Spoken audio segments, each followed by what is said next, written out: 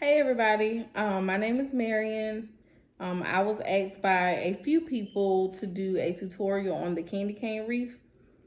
I promised you all I would do it, and I'm sorry it's late but it's been a busy day. So I just wanted to go ahead and get it taken care of tonight. First, we are going to start off with 3 of each color. We need 3 of the red, 3 of the white. Actually, the last time I did the candy cane wreath, I needed a little tad bit more red. So it's always good to have an extra roll of each color. We will need a candy cane wireframe. We need pipe cleaners. I normally use black just because it's thicker. But today we have the red. And that's it. Of course, scissors. So I start off by having them side by side. That's the way I do it. A lot of people start theirs off differently, but that's okay. So I start off with having them side by side. And I don't like my extra to show. So you will put it on the bottom. And when you put it on the bottom, you're gonna have it like this. I like to do it this way just to secure it. It gets very windy in the fall and early winter. So once I have it on there, I secure it. I do not put it on poles yet. I just wrap it around here just to secure that extra leftover mesh that I have out. And then I will put it on the pole, secure it on the poles. When I secure it on the poles, I'm securing it through this hole here, which is the first one, and the last one. So basically the ones that are opposite of each other. I put them through there and twist. And I normally twist about 3 or 4 times, but these are a little thin, so I'm going to do it more. After you do that, you want to do it about 8 inches. Your bottom is going to look a little poofy. That's okay. The reason why it's going to look a little poofy is because it's nothing pushing back against it. But it does not take away anything from your candy cane. It actually is going to hide the bottom part of this frame. So you want to do about 8 inches. And when you do about 8 inches, you are going to take it, put on the twist tie. You're going to twist this a couple of times because you want this to stay. And then you're going to secure it in those same end opposite holes. Secure it.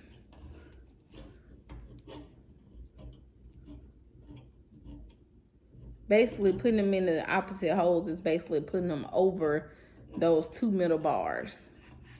Then after you do that, you are going to take your mesh, poof it out.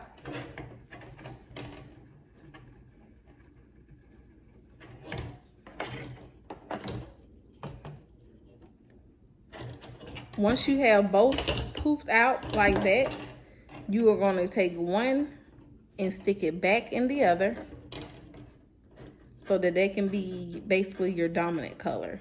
My dominant color is white. The reason why is because red is such a strong color.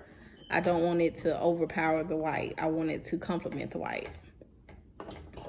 So once I have that on, I just push it down. Right now it's poofy, but that's okay. I then take it and I'm going to move this red over the top. You don't have to worry about moving your white. Just choose the color and that's the color you're going to move. I like to do mine opposite. Some people do not. But for me, it's just, it makes me feel better knowing that it's going to flow better. It's going to not be so bunched up here. It's just going to have basically like a crisscross. So once I have it there, I'm going to do about 8 inches again. And I'm gonna take another twist tie. Twist it about 3 or 4 times.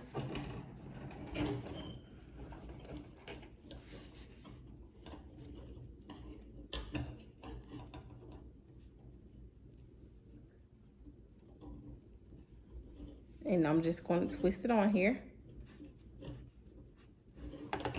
Again, you are going to do the same thing.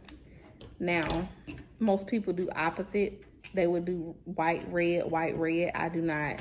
I do red every now and then on top.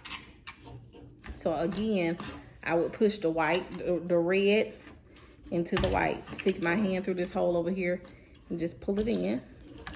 Kind of make it poofy by pushing the red in the white and putting the white on top.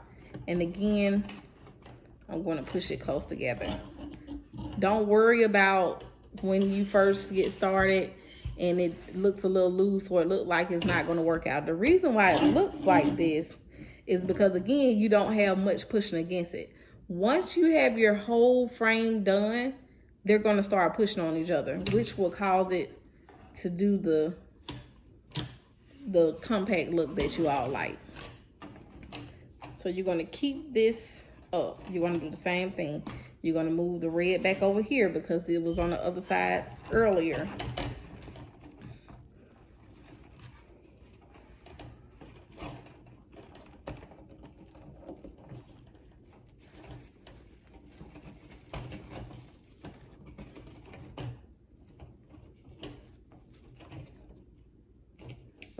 And it's just all of them are about 8 inches.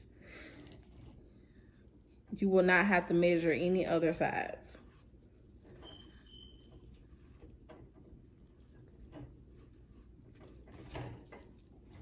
Again, you are going to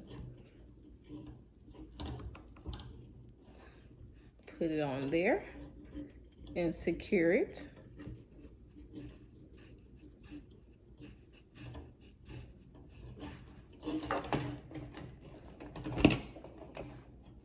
Every now and then you have to go back to the previous one or the one before that and just kind of slide it. But again, once you get everything together, you are going to go back through and just fluff them out the way you want them fluffed out. If you want red to be on top majority of the time, that's okay too. So you are going to, again, pick a color to be on top, fluff them out, but you're going to keep one inside of each other so it can, again, complement each other. And once you get that done, you just push it on each other again. And you're going to keep that up until you get to that middle, well, not really the middle, but until you get to that bar right there. Once you have it about that much, you want to have it to where when you get to this middle part right here, it's kind of pushing back on you. That lets you know that it's going to be nice and full. It does not look as thick now, but once you have everything on the wreath and it is pushing on each other, and once you fix everything to stand straight up, it's going to be very nice and neat. Once you get about this much and it's pushing back on you, you want to put just one more. I have about 8 down here. You want to put about one more inside.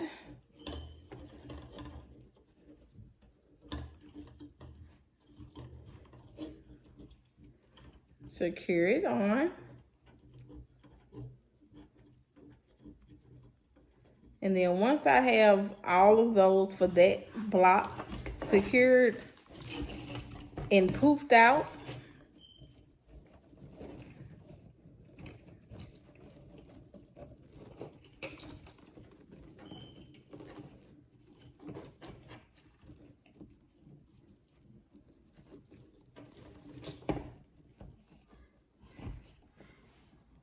and sometimes it takes you a little minute to poof it out, but it's just because once you have it together, you want your colors to look nice and pretty. You don't want your colors to look all bunched up and too much of this color, too much of that color. That's part of the reason why, for the most part, I put the white on the top instead of the red.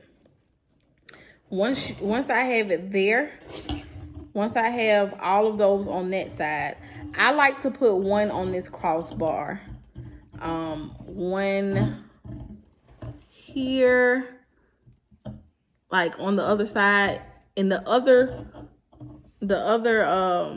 side of the wire I'm going to put on the inside. The reason why I do it that way is I feel better about it being tight. I feel like that middle one will be pressing against both sides, which will cause it to be a tighter fit. That's the way I've been doing them, and it hasn't gave me any results that I did not like. So again, you're going to get about 8 inches.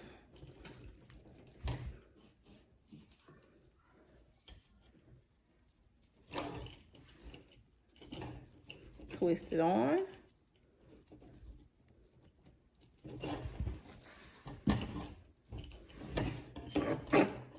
Push this back a little bit.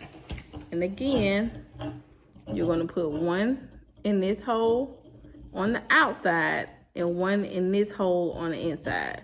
So it's like that.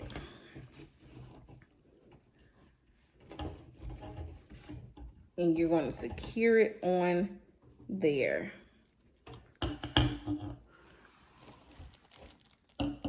One on the outside and one on the inside here. Just to make sure. And I'm sorry if this is a little bit different than what the tutorials you are used to seeing. This is my very first tutorial, so bear with me. I also don't like to be on camera, but I did it because y'all really have helped me to come into my own in my crafts. And you just fluff it out.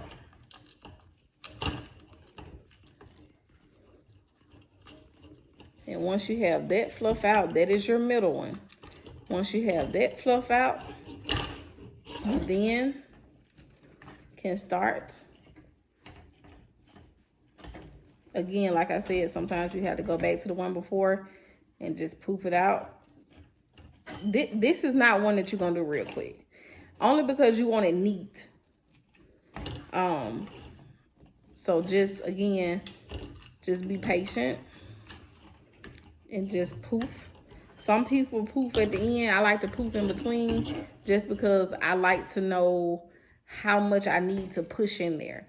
Sometimes I might have it about 8 in here, and if I notice that it's getting real kind of full at the other one, I won't do 8. I might do 7. I might do 6, and then do the one on the bar. So it just depends. That's why I like to poof mine out as I go. So you just keep going all the way up the frame with this same pattern. You keep this same pattern, and this is your end result.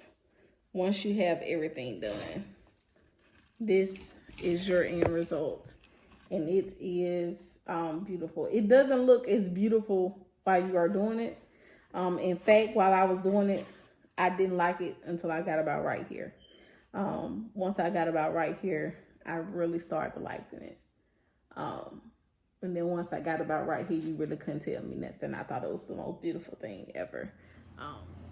I also just wanted to say thank you for watching. Maybe I'll do another video sometime soon. Bye.